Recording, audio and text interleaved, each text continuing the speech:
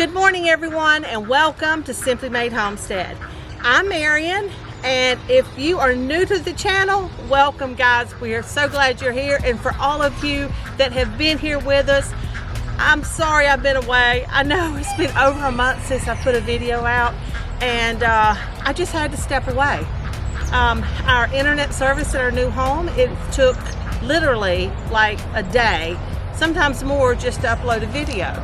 And it was horrible, but it was the only people we had that we could use. But a new company is out here. We got the service just as quick as we could, and so I'm hoping today is going to go really well, and we're going to be back at it, because I have really missed you guys. I really have. Now the reason I stepped away was not just the internet, but because it was pulling me so much towards a computer, way too many hours in a day. I wasn't taking care of my other things, you know. I mean, this is my responsibility to take care of these animals and to make sure they're healthy and to see what's going on with them. And no, we haven't lost anybody, but you know, sometimes you get kind of behind, and like certain routines that I do, like apple cider vinegar and my animals' water wasn't being done as often as it should. Giving them vitamins like I do was not being done at all, like it had been months. And my worming, I stay on top of my worming, that's so important. But I had to step away to be able to look at our farm, look at our little homestead, see what's going on, and get ourselves together. You know, where are we? What are we doing? How are we going forward? And that month has given me that opportunity, and I'm so happy if y'all are back here with me today. I'm so glad to have you back, guys, and I'm super excited to show you what's going on around the homestead. A lot of changes have occurred, and we're going to talk about it just a little bit, and I'm going to take you around. Today's going to be catch up. Don't go anywhere, because we're still homesteading, and there's good information there, and I've got some really cool things to show you guys. Now, when I left you guys, we left off with the Cornish Cross. Now, from that last video, I'll link it for you in the description box below if you'd like to check it out. In that video, nothing had changed after that. You put your food out, a whole 5-gallon bucket of food we put out there. They eat 12 hours during the day. We take it away 12 hours at night. Okay, from 7 a.m. to 7 p.m. they have feed. From at night we take it away, because they will eat 24 hours a day. They grow way too fast, and that's how sometimes they have heart attacks, or their legs will break because their bodies gain way too fast for their little legs. And ours, we ended up with some big Cornish Cross, guys. Now right here, this is the hoop house where the Cornish Cross were kept. And as you can see, it's empty, and we have made a video on butchering the Cornish Cross, which my husband wanted to work on and to be able to put out for you guys. He also goes to school. He's got finals right now, so he hasn't got it finished yet, but keep watch, because it's coming. It's a good video, step by step, the tools we use, how to do it. I mean, guys, you don't want to miss it. But we were 2 weeks late harvesting our Cornish Cross, because, or our Cornish Rock, actually, our meat birds. But we were 2 weeks late. You should, you know, butcher them at 8 weeks.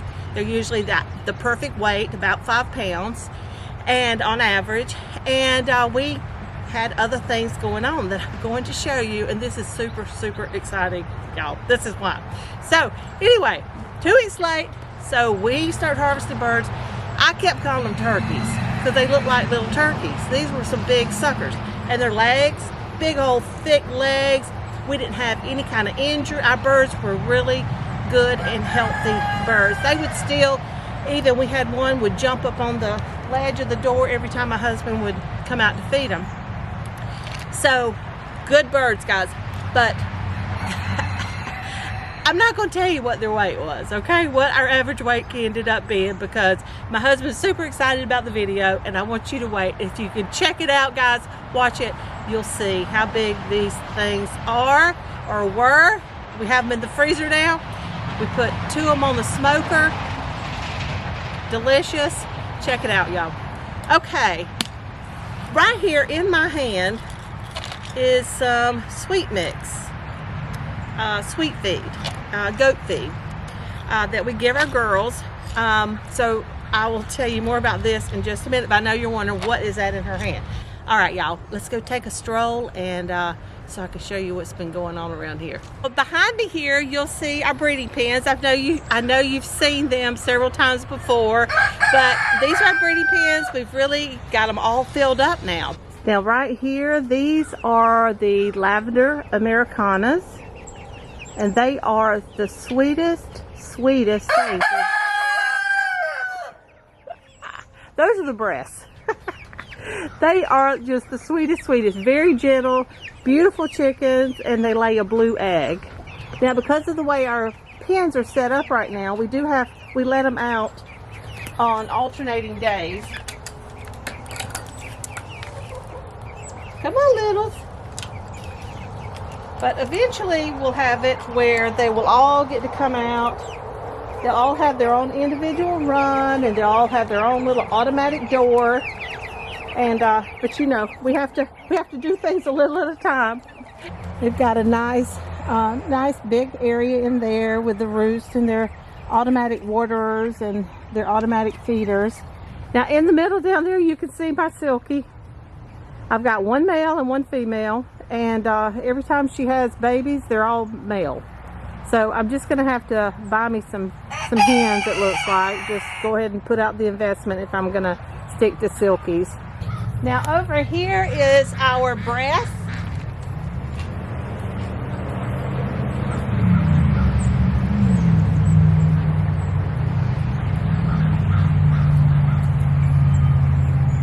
No, Bandit, no. We have one male and 3 females per pen.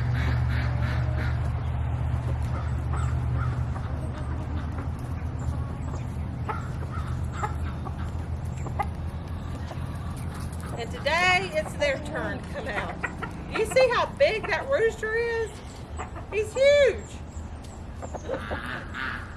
And this guy over here is just as big. Now, they are just gorgeous. The girls are laying, I mean, every single day. They're just doing absolutely excellent. Now, we have butchered one. We had one male.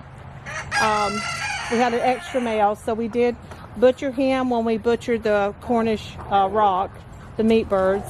So that way we can try him out. So once we get to that point, we will take you guys with us, and we'll do a comparison. One of our Cornish rock and one of the breasts.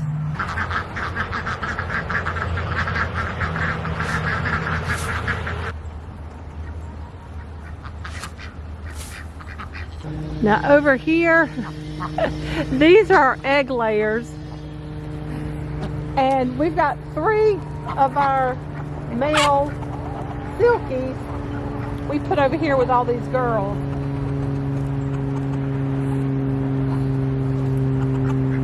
There's one right there. There's another one there, and then another one over here, way over here on the left.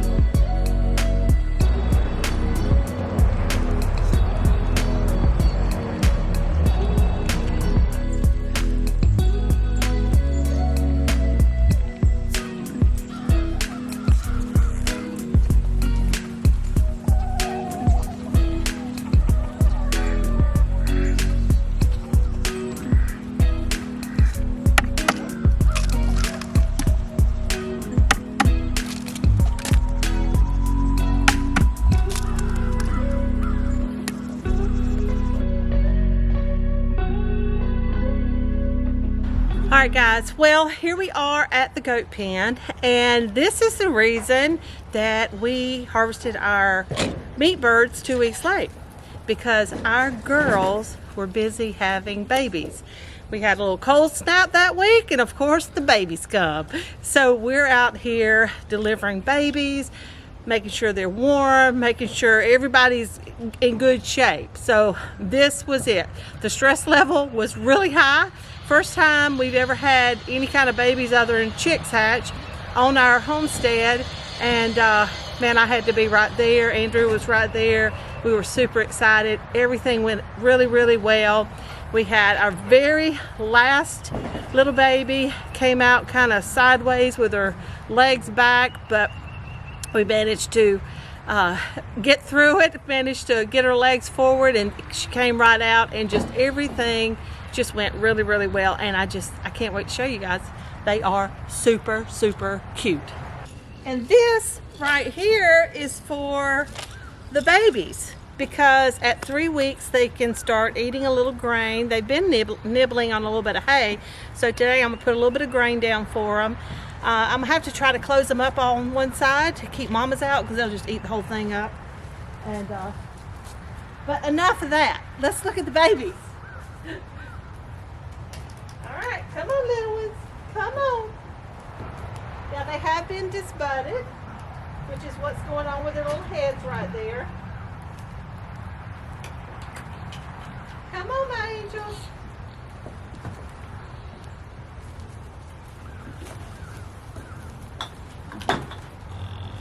This one was laying around in there, and he had some diarrhea and wasn't feeling good.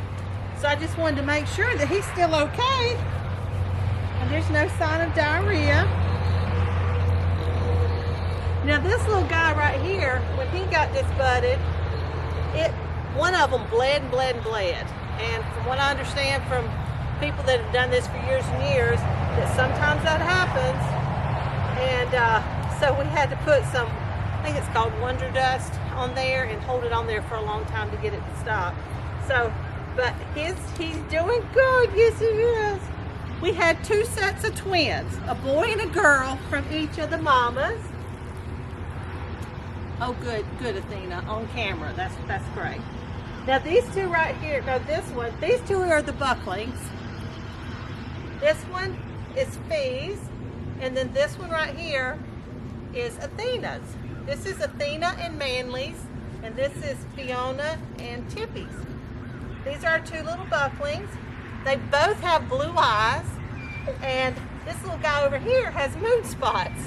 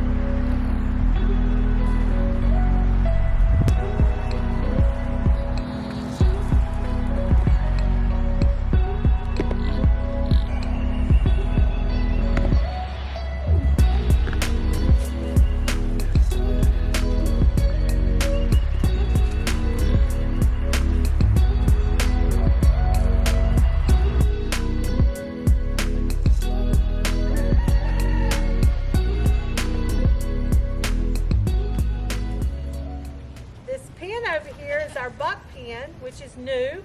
Another thing that we've been working on that my husband, this was all him, and he did an excellent job.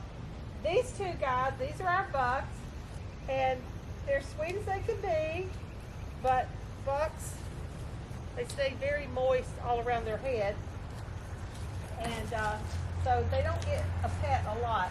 If I pet them, I try to come back here. Now I just wanted to bring you in a little closer to show you the buck pen. It's very simple. We've got one just big opening over there, one door going in. We've got the water bucket here where we can pull it up without actually having to go in the pen. Right now we just got a pan down there to put their hay in. We're not finished because we're actually going to put a hay rack here. And then here and we need to hang a board where their feeder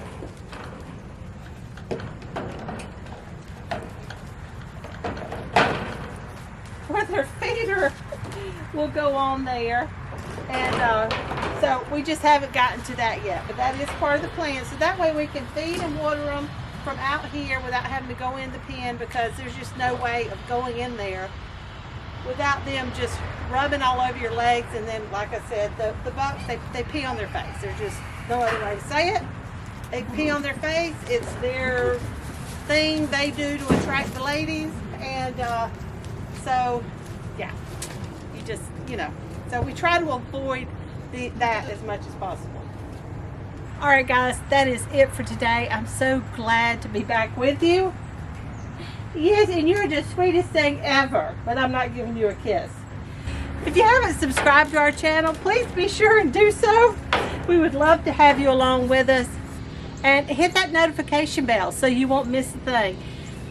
Gardening videos will be coming up soon. I know for many of you, you may be like, oh, there's snow on the ground, or it's winter, or we can't grow anything. But you know what? We can here, which means you could be learning, you could be prepping your gardens for the spring.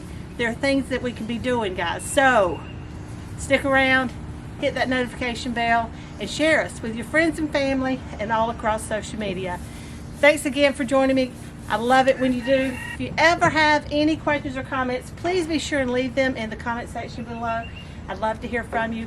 We're going to be talking about a lot of things. I haven't really gotten into goat care much because I really kind of wanted to get comfortable with it and feel good about what I'm telling people. And we've gotten to the point, we don't know everything, but we have some nice, healthy, beautiful goats, and I would love to share with you the information that we have. So stick around. So until next time, take care and God bless. Family, can you tell them bye?